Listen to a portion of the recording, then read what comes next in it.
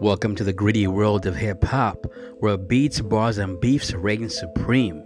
One name that has been central to this scene is Nas, renowned for his storytelling and an inspiration to many artists. But being in the spotlight also means becoming a target, and over the years, Nas has seen his fair share of disputes, from fresh faces to established artists, including the likes of 50 Cent, Nelly, Noriega, 21 Savage, and Cameron. They've all had a bone to pick with Nas. The reasons are as varied as the artists themselves, but one thing's for certain: despite all these obstacles, Nas is still here dropping music. Today we're gonna be discussing the lesser known feuds of Nas. What up guys, Ali here and welcome to Ali Talks Music. Add me on Instagram at Ali Talks Music as well. And don't forget to subscribe and hit the notification bell. Now let's get into the video. So back in the early 2000s, the rap scene was undergoing some major changes, and not all of them were smooth. Rivalries and feuds got heated, often escalating into full-blown beef with disses flying left, right, and center. Yet, amidst all that drama, there were some folks that managed to keep it cool, seeing each other as inspirations rather than just rivals. Two of those were Nas and Noriega, who despite a few rough patches, generally kept a positive vibe. They both hailed from the same place, Queensbridge, and were buddies even before they stepped into the rap game. But around 2002, things took a sour turn. In the middle of Nas's existing beef with Jay-Z, his feud with Noriega began. Things took a total turnaround during Summer Jam when Noriega performed on stage. At the time, Nas was supposed to perform at Summer Jam and was supposed to do a mock lynching of Jay-Z during his performance. Hot 97 then told Nas that he could not perform the mock lynching, which caused Nas to shy away from performing.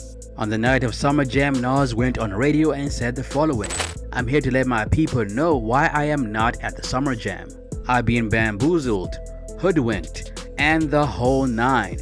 I'm here to let my people know that I was dissed this morning and told what I couldn't do on the show, which is really outrageous and shows that the wrong people are in power. It's really out of hand and I'm not going for it."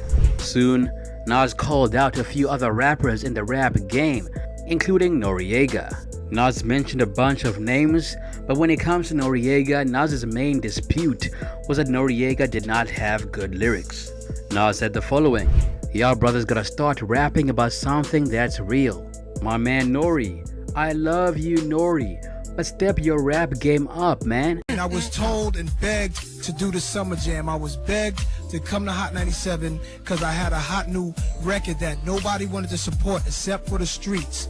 And it was told to come there and save Angie Martinez's job. And I was told to come there and help the ratings at Hot 97 by Flex, you know, and the rest of the crew over there. But I'm here to let my people know, you know what I'm saying, all my hip-hop community people know that I was dissed this morning by Hot 97 and told that what I couldn't do on the show, which is really outrageous and really shows that the wrong people are in power.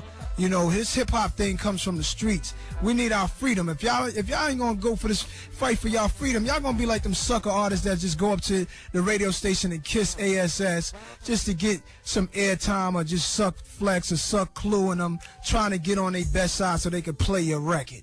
Come on, man. Take hip-hop back into your own hands, man. Throw a party in the streets for free. You know, make it safe, man. Hire the Nation of Islam or somebody to protect it. It's time that we take it back into our hands, because when it's being held in bondage and slavery, it's really a big smack in the face to hip-hop and all the people who love it, man. You know what I'm saying? You're going to tell Nas, me, myself, what I cannot do on a Summer Jam stage when it's been done. The same acts have been done 4 or 5 years in a row. 4 or 5 years in a row, and last year it happened to be the diss was toward me by Jay, and he was all high and mighty. Right. Then I dropped the ether napalm bomb, and the whole crew was running like roaches, and now you got this station over there crying because he lost. Unanimous decision, he lost. And they played his records like he was dead, like it was a Jay-Z memorial. You know, not saying he was, don't get me wrong, y'all. Not wishing that on any man. And that's my brother, but I'm saying... You're just looking for a fair play. A fair play and it's really out of hand, y'all. I'm not going for it. If I buy these people albums, you know what I'm saying? And they ain't talking about nothing from Cam to everybody. I mean, I like Cam and everything. He's a good lyricist. But the album's whack, man. You know what I'm saying? Y'all brothers got to start rapping about something that's real, man. You know what I'm saying? My man Nori, I love you, Nori. Step your rap game up, man. I was on that Summer Jam. You know, after you perform on Summer Jam, you know, they usually want you to speak. Talk to the radio station. Okay. So we're sitting on one radio station. As I'm saying, yo, you know what I'm saying, Nas, we here holding you down. He's actually on the other radio station saying, fuck that jam. They try to pull a plug. And he talked about Cam. He talked about Nelly. He talked about Jay. He talked about, you know, Hot 97. And somehow I got in there. The beef or lack of respect continued for over a decade, with both artists having their own moments of regret and wanting to apologize, but not finding the right moment or place to do so. According to Noriega, these years were very tough for him. He said the following: "To tell you the truth, those was like the darkest years of my life beefing with Nas, because no one wants to stand next to anybody who has beef with Nas." According to Noriega, his life improved significantly when he squashed the beef with Nas. He said the following: "The minute I squashed it with him, my life got bright again. That was something in my life that was broken." Now the beef got squashed around 2015 when Nas posted a throwback picture of him and Noriega on his Instagram. This created the opportunity for Nas and Noriega to reconcile. And when they first met, the first thing Nas said to Noriega was sorry. Right? But when we reconciled, when we seen each other, the first thing the man said to me was sorry. I didn't realize how much I needed to hear that sorry, one. And I didn't realize how much sorry meant, because I immediately, hearing the sorry, I immediately was like, I'm sorry too. After taking in Nas' sincere apology, Noriega also apologized and the beef was squashed. Noriega, he also had one with a then upcoming artist known as 50 Cent. In the 90s, Nas mentioned that he had a lot of respect for 50, so their beef was sort of unexpected. 50 even joined Nas on the Nostradamus tour, and even after 50 got shot 9 times, Nas still wanted to work with him, considering many labels were steering far away from 50. But things took a sour turn around 2002 when Nas replaced 50 Cent on J-Lo's single I'm Gonna Be Alright. I took you from the projects, put the best clothes in your closet like Ginger from Casino, and now you a pro. According to Nas, 50 was not too pleased about this replacement and was very disappointed in Nas because Nas did not call him before it happened. Then, things took a drastic turn when 50 dropped his second album on Shady Records called The Massacre.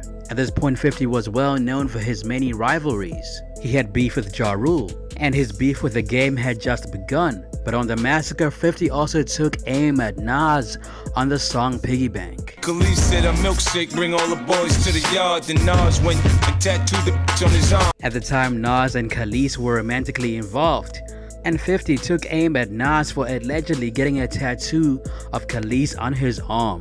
In an interview with Contact magazine, Nas went on to talk about the origin of their beef, and he said the following: 50 has been saying the same shit since he came out around 2002. He said I did a song with Jennifer Lopez, and I wasn't supposed to because he did a song with her. So he's like a kid living in a hip-hop fantasy world. J-Lo's a friend of mine, and if she wants to do a record, I'm doing a record with her. 50 was like a little brother to me. Then in another interview, 50 said the following: I wasn't mad that he did the record. I was mad because he didn't call me. Now in response to 50 Cent's Piggy Bank, Nas dropped a diss track at 50 called Don't Body Yourself, MC Burial. I'ma bury him. Niggas don't want beef, they vegetarian. Now the song was not as lethal as Ether, but it was still a pretty good diss track, and it got extremely personal. Fast forward to around 2007, and the beef was back on. 50 came at Nas in his track, Fully Loaded Clip.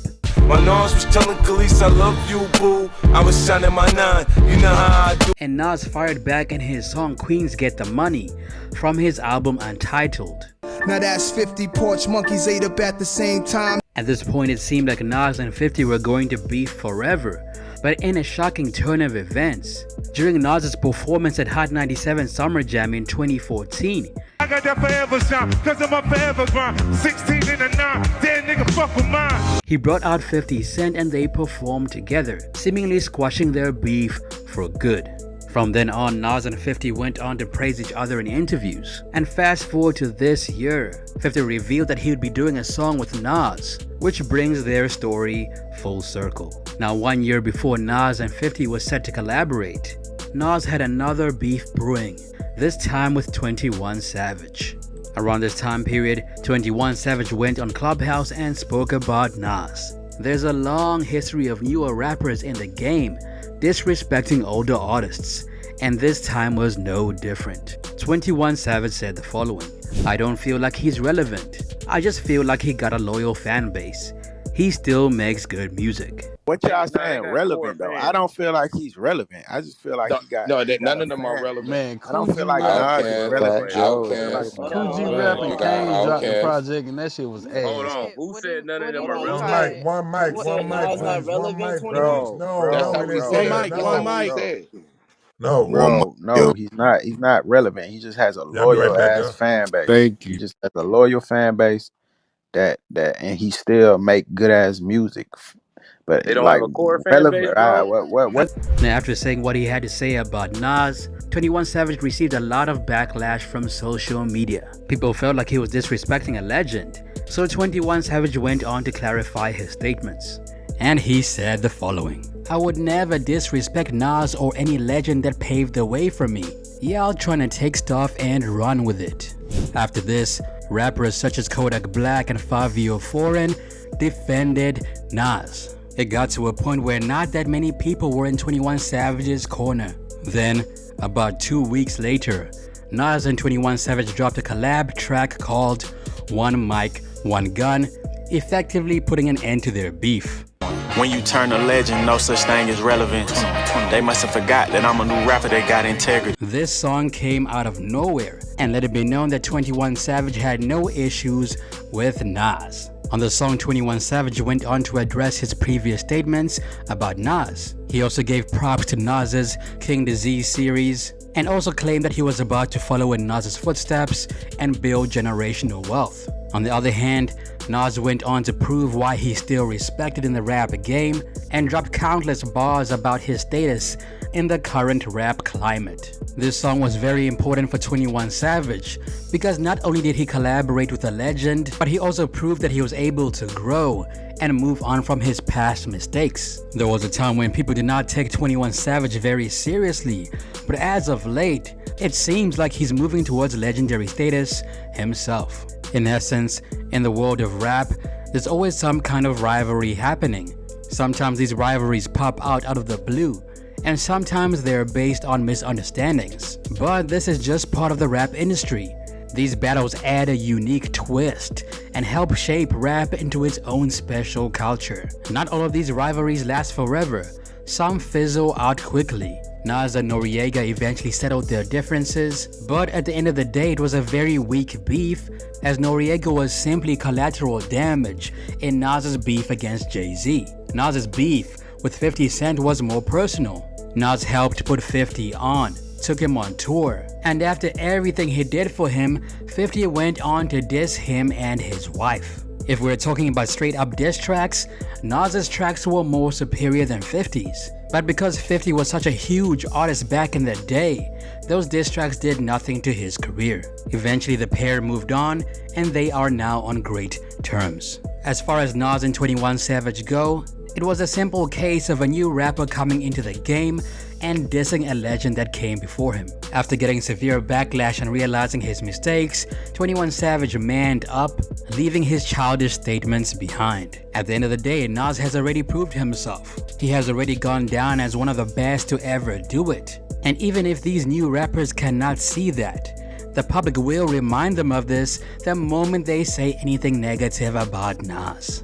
11 million people listen to Nas per month on Spotify, and his most listened to songs are NY State of Mind, If I Ruled the World is Yours, It Ain't Hard to Tell, and Nas Morales. That's it for me, it's your boy Ali.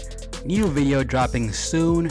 I'm still doing What Happened To, so look out for the next one. Also add me on Instagram at Ali Talks Music. Till next time, peace.